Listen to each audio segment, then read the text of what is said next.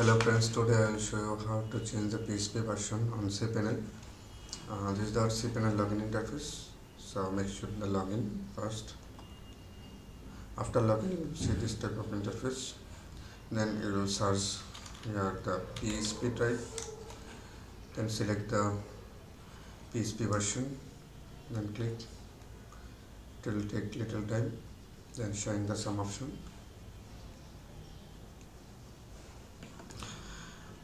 My domains, and this is the current PHP version here. This is the current version. If you want to use the lower version, then you can just select as like if I want to use the PHP version 8, then you can just click on it, then apply.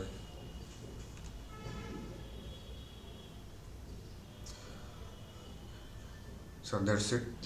If you want to again back to the previous version, then you can select.